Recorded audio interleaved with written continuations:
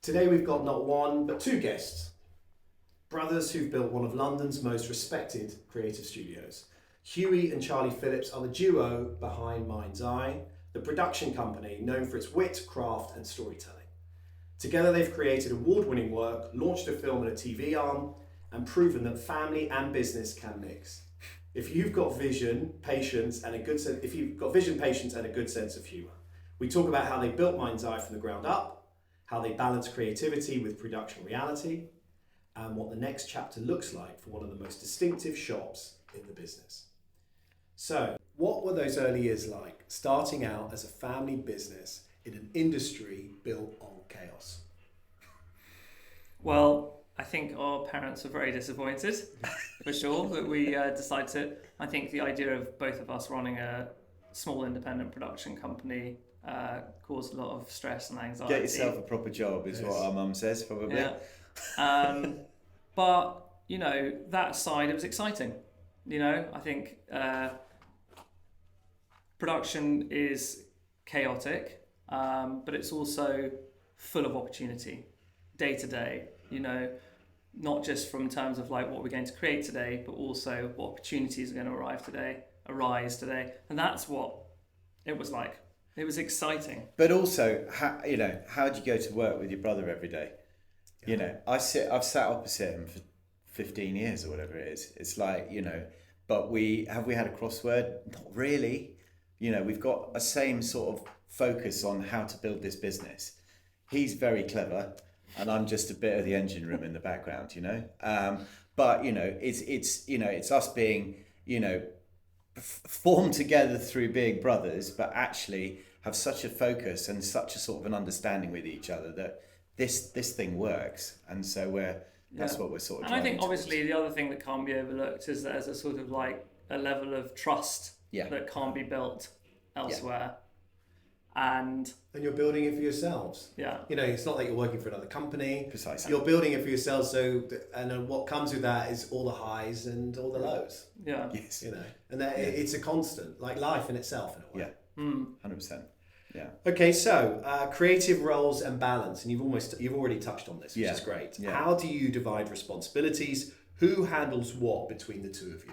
Okay. So, Charlie, you go first. I'll get it wrong and he'll tell me off. Yeah, well, that will also share intrinsically what's going on. So essentially, I act as the role of founder, but also EP. So I will sort of oversee, you know, several productions, work tightly with my directors.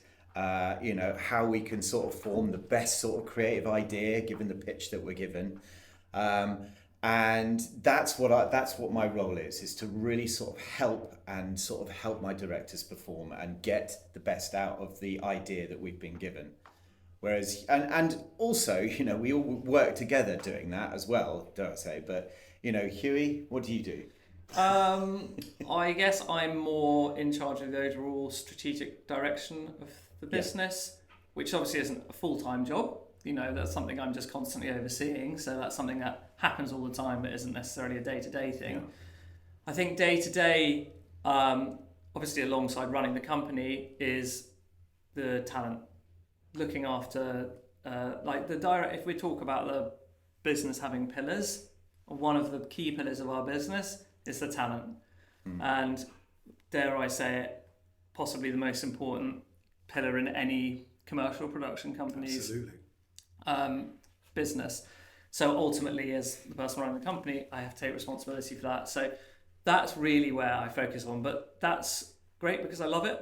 You know, I've always loved working alongside directors. There's nothing I find more satisfying than identifying and nurturing and developing new talent and seeing them go from a short film that I've seen somewhere to doing huge, you know, campaigns. You know, that is very rewarding.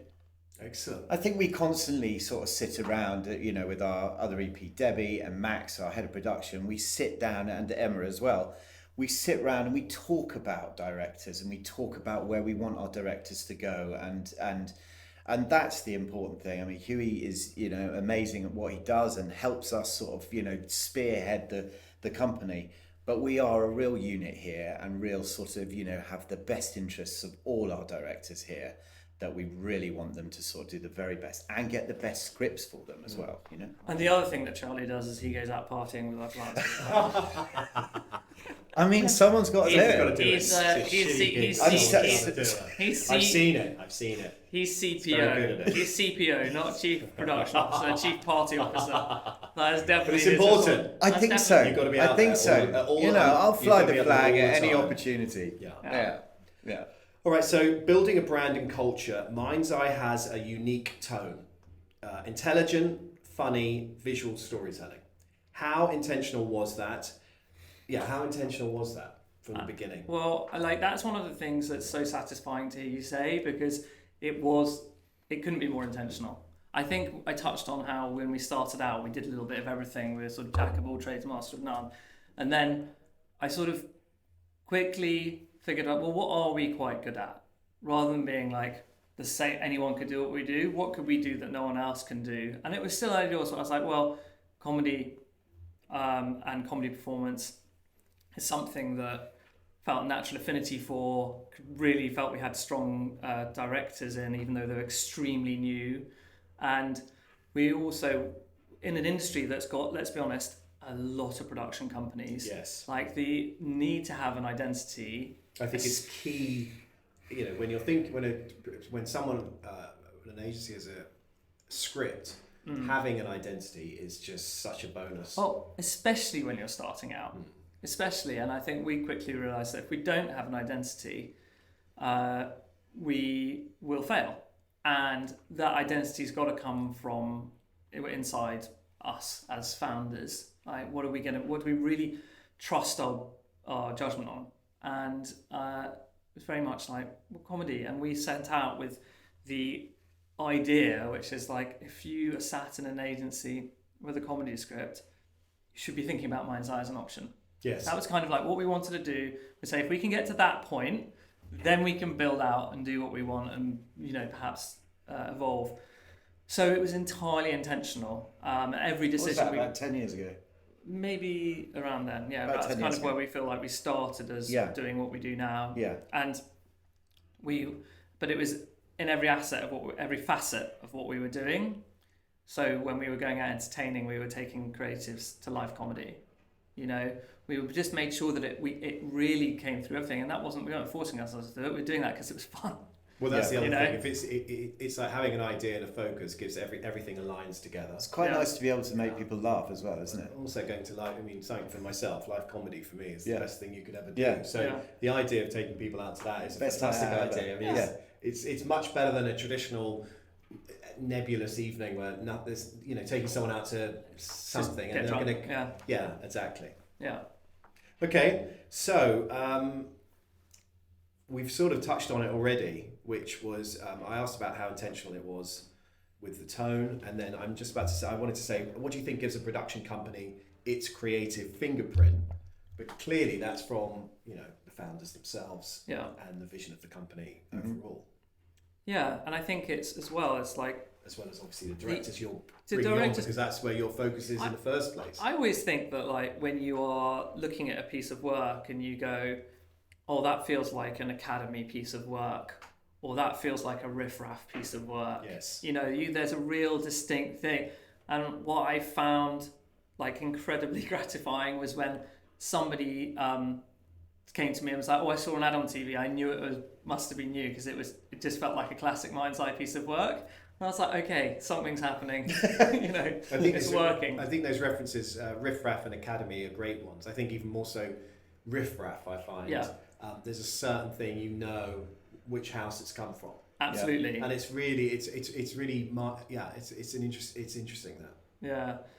And that's not to say that every piece of work coming out of a production company should feel the same at all. Yes. You know, because you don't want them all to feel the same, but there's still, like you say with Riff Raff, though, it's just this sense of like... Well, for a long time, there was definitely a moment of me, all of us knowing, especially with Riff Raff, they'd come out there, they had a very unique, a different part of the world, but very unique as well. And I'd say that, sorry. No, go on. I was just going to say, I'd say Love Song probably has a similar thing now. Yes. Where there's something that feels distinctly Love Song. There's a few others as well, Yeah, but obviously we don't want to talk about other production companies. We're talking about you guys. I think there was a degree, certainly, when we first put the stake in the ground, that when we decided to do this sort of comedy approach, we had to turn down all other scripts that weren't comedy. Interesting. And that was quite a difficult thing to do, given that we were sort of, kind of sort of rejecting. And it wasn't actually just about rejecting comedy scripts. It was what had happened was we'd become sort of known as a place that would do things, make things happen. So it was more just like we probably spent a year to a year and a half saying no to agencies when they came to us and asked for things. We're like, no, we won't do that. But if you have some of this coming down the line, we'd love to have a look at that. And I think people were being like, oh, okay. But eventually, and it was a difficult, challenging period to go through because you're effectively turning down any but we really needed to change perception of who we were as a production company. And we did say no for about a year and a half, and it worked eventually. But it was not without its hairy moments where we, but we stuck to our guns, and that was it. It was funnily enough. We just say we don't buy Christmas presents for each other. Yeah. I was listening to an interview with Matthew McConaughey the other day where he was talking about how he was always cast in rom-coms. Yes. And he had to go through not just 12 months, but years and years of saying no. And he almost disappeared from Hollywood. Yeah. And then eventually, the Matthew reconnaissance. The reconnaissance. So his renaissance. Yeah. When it happened, but that was purely because he said no. And then the True Detective scripts then came. That was it. It was True Detective, wasn't it? Yeah. Sorry? And then Interstellar. Yeah. And everything else. Everything else. Just on that point, was films he was doing were they were terrible as well. Yeah, and I think but commercially successful. Yeah. And he was earning lots of money, but he realised he could see the path that he was going down. And he was like, this is not where I want to be. And I think we probably felt the same. We were like, we weren't doing badly as a company, but we were like, actually, do I see us in 5 years, 10 years? Is that where we want to be? And the answer was no. So we're like, right, we're changing. Yeah. Well, that's good. And I guess being brothers, that enables you... No Christmas presents. Yeah, but it's no Christmas present. But at the same time, isn't it? It gives you... You can look at your brother and go, we're doing the right thing. It's 100%. It's so much There's easier 100% doing it with doing it with two or three of us. Yes. 100%. Yeah. You're backing yourselves. Yeah. Otherwise, on your own, when you're, it's much more challenging. Yeah. Okay, so the next generation of filmmakers. You've been known for discovering and championing new directors. I can't seem to say that word for some reason. What do you look for in someone who's just starting out? Yeah, is there something good that's question. consistent coming along? I mean, when I used to work in production side, I would get a feeling. Yeah. And it would be inescapable. Yeah. I would get it's like when I go and see live shows and you get a thing on the back of your neck, or you can feel it. It's pretty obvious. How does that work for you? Do you find that? Yeah, I think obviously it's evolved over time. Yes. Something that I might have felt 5 years ago when looking for a director might be something different now, but it's always been the same, which is just in my gut, I feel like this is the right thing. And I mean, the thing to probably reference is just some directors we've actually done that with, right? So take Andrew Gaynor, for example. So I originally saw his work as really low budget BBC sketch comedy. But there was something very original in what he was doing. And so I guess it's that. I mean, it's originality. Yes. I think there's another great example, a fantastic young writer-director we look at after called Eros V, who has done exceptionally well. Eros, I saw a short film of his called Double Tap, which is about a dickless troll. Yeah, but I watched it and it's 2 minutes long, and I watched it and I was like, wow, this is a phenomenal filmmaker. Absolutely brilliant piece of work. But and it excited me. It excited me, and I was like, this is great. Then I think, which is something which you can move on to, which is how do you then take that person who's got a short film or a comedy sketch and translate it into... Yeah, exactly. Because that's a really interesting story. Yeah. But it's challenging when you're pitching a script idea, when you've got reels with other people. Exactly. And you have to have an agency that comes in with a slightly smaller budget and has a belief in the production company to sort of essentially back you, and we can then give it to that director and let them showcase their talents. That's the opportunity. It's hard to get them going, as we all know in this industry. But, you know, the talent is there and they just need to be allowed to breathe a little bit. And so that's what we allow our directors to do. I think that we, another just touch on really recently, and then I'd love to dive into the process of getting young directors going. We just signed a NFTS grad called Anne-Sophie Lingard, and she's just finishing off her final graduation film from NFTS. I saw her I think they make 4 shorts during the course. I saw the first 3 and I was like, wow, she's amazing. And as it happened, I also got contacted by some creators that we did a job earlier in the year with, and they had a charity script for a domestic violence charity. And so it's just brilliant timing, you know. And we were able to make that match work and, you know, made that spot. But in terms of what I saw when I first watched her piece of work, because she's not comedy, she's out and out performance drama directing, I still got that feeling of, you know, this is someone who's really special, who's got an incredibly unique voice. I think timing, as you said before, is so interesting in our industry and so key to getting people going. Sometimes there's no rhyme or reason. You may have the best talent, you just can't get it away. Absolutely. And other times, there's someone comes through the door, they're fantastic as well, equally as good, and they fly. Yeah. And you can't. It's the strangest industry. Hence the mother's comment of what, you know, get a proper job. It's just, you can't. It's very unusual in that respect. And I think. Can I go on to talk about getting them going? Is that you can fine? You can do whatever you want. I think one of the biggest challenges, like you've just touched on, is how you get new talent going. Yes. Right. It's hard. Maybe it's always been hard, but it feels especially hard now because those little jobs that are coming out of agencies that you'd normally, okay, look here, we've got 30, 40, 50 grand to do this. You know, have you got any emerging directorial talent who might be able to take this on? Almost all that's being done in-house now. So we saw we saw this a few years ago, the challenge here. So we set up Eye Candy, which is our emerging directorial talent division. And the point of that was twofold. One, to set up somewhere where we could really support emerging talent, but also to have a slightly loose relationship with those directors, so that we could, so if there were an opportunity in-house to direct, we weren't going to stand in their way. For us, it's really like a place to develop them, right, as they get going. And then once they are, you know, more established, then they can sit on the main roster and, you know, hopefully we can go out and make lots more work with them. But Eros being a particularly challenging director to get going in terms of the short film that he had, Double Tap, which is about a dickless troll. It's like, we're going to have to get someone, we're going to have to get someone to sit in with a client and show a 2-minute horror short about a dickless troll and tell them that they're going to make their next brand campaign. And we were really fortunate. We had an amazing creative director at Snap. We're now part of VCCP. Who saw the short film, and I was like, and he had a 50 grand job, I think it was, for a vegetarian food service.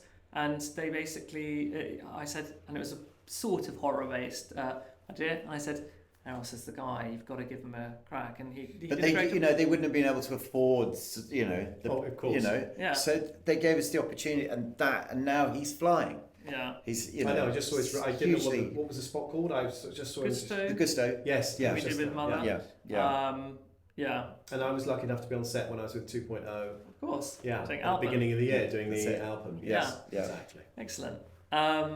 Cool. That was pretty fun. Yeah. Okay. So scaling and surviving. 14 years is a long time in production. What's kept you going through the ups and downs? What's kept us going? Well, certainly building a team, a unit. I mean, certainly in COVID, we never laid we never we kept ourselves as we were. We didn't lay anyone off or Which is anything an like that. amazing thing to do. You know, we had that ability. We had that sort of, you know, that sense of we didn't panic. We're also lucky though that we didn't have to panic. Because, you know, I mean, like we had a very good 2019. Yes. And we've always run the company very sensibly in terms of like ensuring we have, you know, enough money to cover us. Yeah. You know, were we to go through quiet periods, because let's be frank, you can go through quiet periods at any point. Yeah. So we actually went into 2020 when everything stopped in a reasonably, you know, strong financial position. So we were able to see the whole period without, and actually we used the opportunity to hire. Yes, because because people were being let go, and we actually brought in a couple of members of the team then. Wow. During that period. Yeah. Because we thought we were probably going to get better people. Yeah. Then I think like right now we have less of a problem hiring people because we are much more at the top of the game. But even 5 years ago, I still think we were still very much like building up, and I thought we had a better chance of hiring them. I think the team now we have, which is 10 of us, we've got a really tight team. Everyone does lots of different roles. We've got a sort of social team and all of this sort of stuff that doubles up to do other treatments and things like that. So we've got a really nice unit. We've got great little production department. So we feel like we're the tightest we've ever been, and feel that we're at its optimum size at the moment. So We've actually got 12 people. I feel it. Sorry, there's 10 in here. But I feel 2 like out there. if anything, So 12. I think you say you're getting into your stride. Yeah. It's showing. You Yeah. know, it's noticeable out there, I think. Yeah. Okay. How do you maintain creative energy while running the business side? I mean, Charlie, we've obviously spoke about you're going out a lot and enjoying your life. And, no, but how do you manage to maintain that? I mean, what are you doing internally to keep it going? Because it is really challenging at the moment. It has been challenging for a long time, you know. Well, do you mind just asking the question one more time? Sorry. Sure, absolutely. Yeah, How do you maintain creative energy while running the business side? Personally, or as a company? Well, personally would be good. I don't find it hard, actually. I think like creatively, I'm just excited about. I'm excited about what we do on a daily basis. I think we live and breathe it all the time, don't we? But it doesn't feel like it's not a chore. Doesn't No. He'll send me ads on Sundays. Yeah. It's a great ad. It's like, okay. Or we'll go into or as an office, it's doing something that you love, which makes everything a lot easier. And look, coming up with these pitches that come in and go, oh well, actually you could turn it into this. Yes. And then your mind's constantly sort of, we'll go over for lunch on a Saturday or something like that, and the kids will be playing, and it's like, what about this and what about that? And it's always, the mind's always constantly moving. It's great. I think watching films a lot. Like watching the best, great TV shows, watching great shorts, go to a lot of screenings. Yes. We really encourage the office to do that as well. We're putting on one tomorrow night. Oh well, we're putting on a screening tomorrow night. I'm going to go. And that's something that we this is for you're coming. Yeah, good. With Matty Crawford, and so we ask, the sort of the creative industry if they want to come along. We sort of do invitations, and actually sort of getting a room of 100 creatives and people who are into this world. Better place to do that. It's fantastic. And that's another way we approach sort of developing talent, because Matty's an insanely brilliant director. He did the short film you're coming to see tomorrow, won South by Southwest. It got BAFTA nominated. Just got BIFTA nominated last week. But from a commercial point of view, from an advertising point of view, it's quite a challenging film. It's quite dark, but it's actually got real heart to it as well. And but I know that certain creators are going to watch that film and be like, wow, that's an unbelievable filmmaker there. Just imagine it in a commercial environment. You can imagine there's someone who can make something really unique. And ultimately, touching back to your point about what do you look for in a director, it's like, who's going to create something really unique? And I think from a broader perspective was like what we are, who we are as production companies now, given how much work agencies are doing in-house. We have to be here making things that agencies can't make themselves, you know, and we have to be offering them something that they can't do themselves. And it's being specific, you know, if you're having a director, there's no point of having a director on one level that is just sort of very middle. You want someone who they get that script, like you said earlier, and they know exactly where to go. They're top of the list. Exactly. Because it's difficult enough to get on the list, but you need to be on top to have a chance of winning it. And I think it's something we talk about internally a lot, which is we want scripts with people's names coming in. There's one thing getting a script in, being like, hey, I got this really cool script, and the chances of converting that are pretty small. But you know, when you've got a script coming in with someone's name in it, and you know that they're first and second on the list, those are the ones that you've got more of a chance with. Those are the ones you win, or those are the ones you win. You know, and those are the spots that, and those are the scripts you really seek and normally as a they're production the ones company. that have got a real personality. Those scripts. Yeah, absolutely. Because they're coming for that person. Who, you know. Absolutely, and that, you know, the creators have thought about that particular person and how they might construct it. That's when you, like Hugh says, that's when you start to know that you've got a chance of winning that job. Looking ahead, MindsEye now has a growing film and TV arm. What's the long-term ambition here? Okay. It's yours. I think that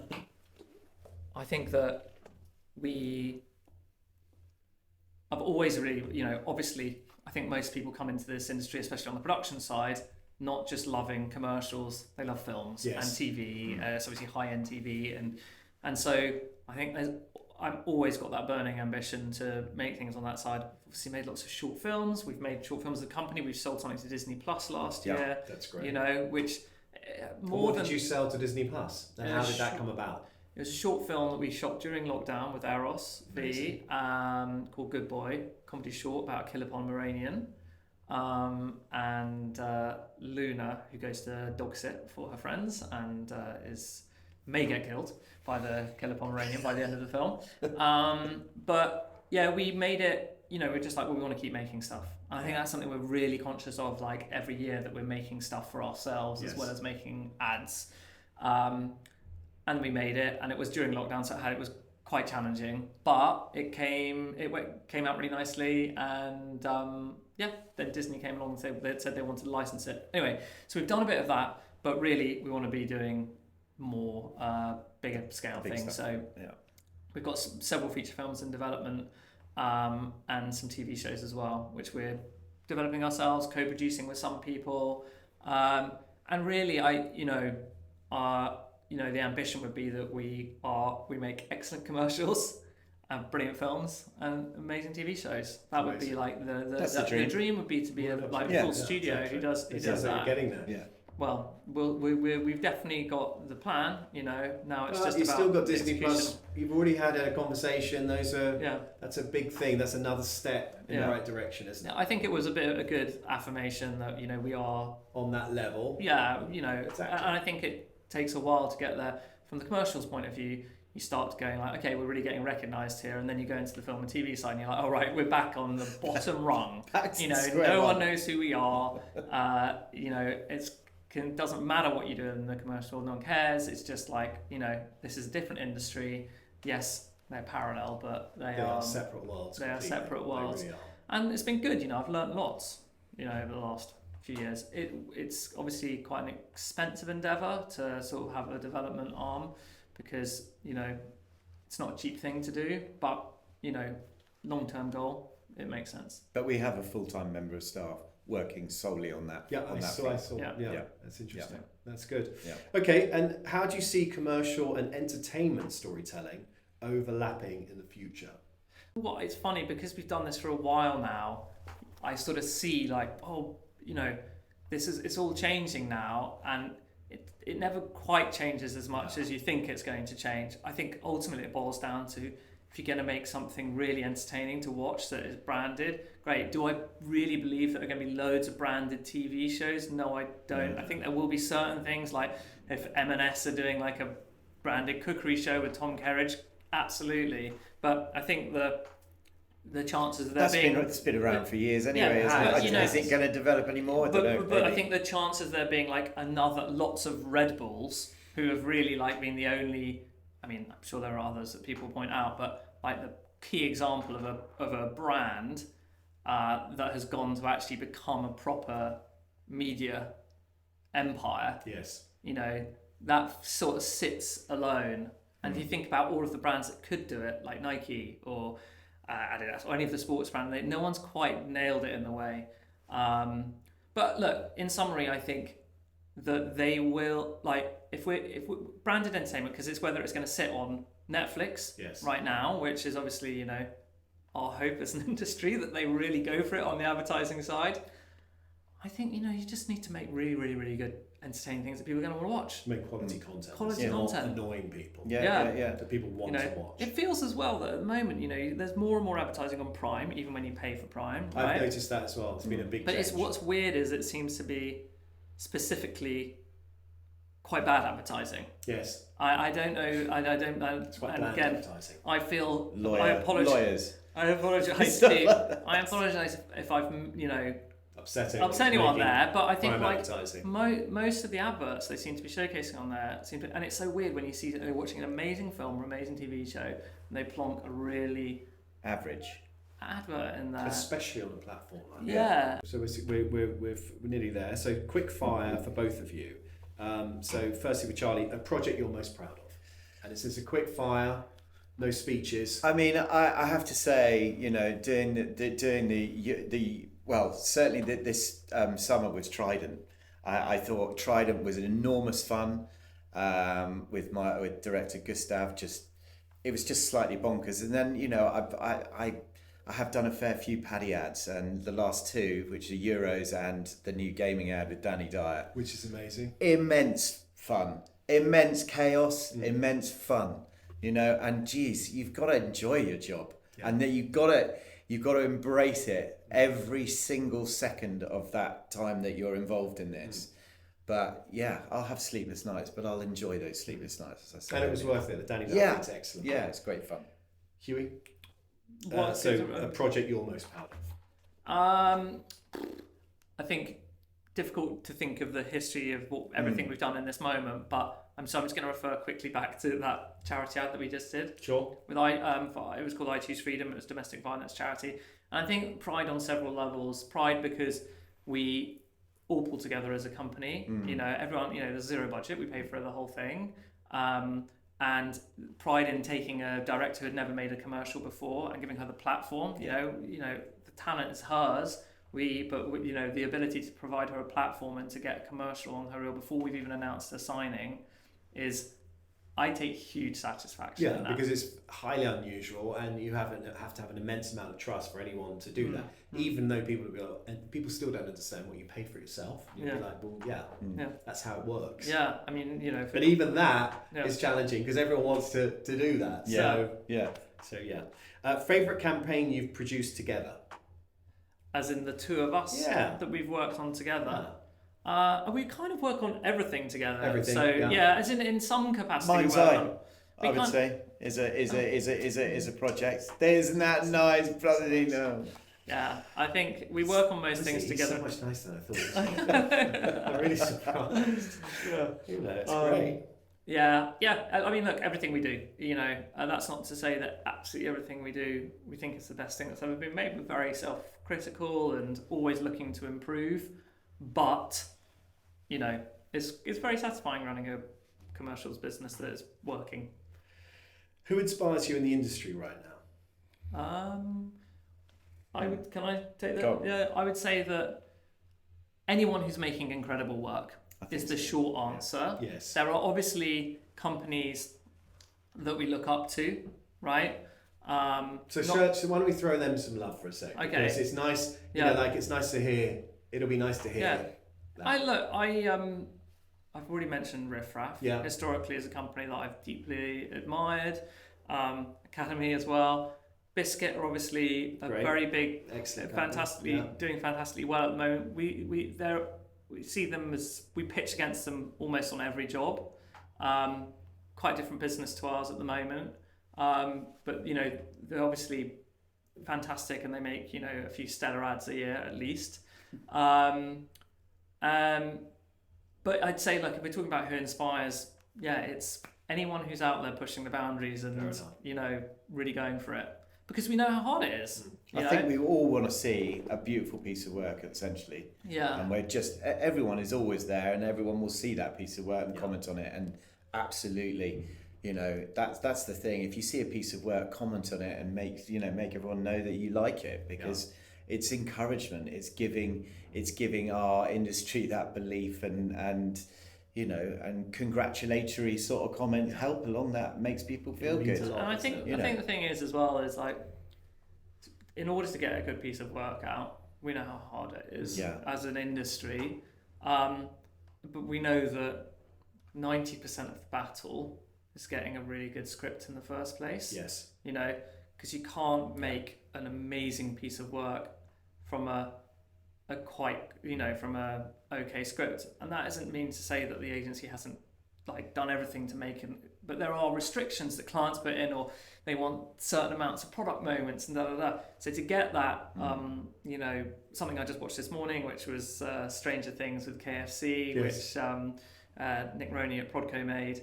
It's just like, that's a dream kind of thing, because you've got like amazing IP, you've kind of like got carte blanche to just go for it, and it's an amazing piece of work. And that's the sort of piece where you can't really compare that to doing an advert about a delivery service that needs lots of people ring doorbells and things like that. Okay, I think that's perfect. And then finally, one piece of advice you'd give to anyone trying to build something creative with family. So Charlie, how would you... Sorry, say that again. One piece of advice you'd give to anyone trying to build something creative with family.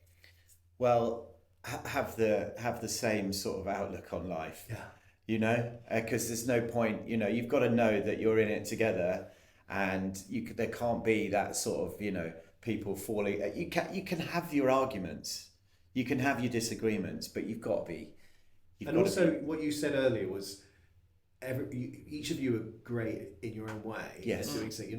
Don't jump into each other's ponds. Exactly. I think that's a really, if you've really got your own positive if you've got your own Venn diagram. Yes. Maybe even draw a Venn diagram out of me. Be quite specific. That's it. Get off my patch, and I'll get off. This is what I'm going to focus on. You focus on theirs. For sure. Yeah. What were you going to say, Hughie? No, I think that's kind of nailed it. Yeah. That's amazing. Yeah. He's complimented me for the first time. Shut up. I feel that's happening all the time. Yeah, I think it's just, I think if there's any sense that it's going to be detrimental to your relationship outside of work, then it's probably not a good idea to do it. Absolutely. You know. All right. Well, listen. Thank you so much for coming on.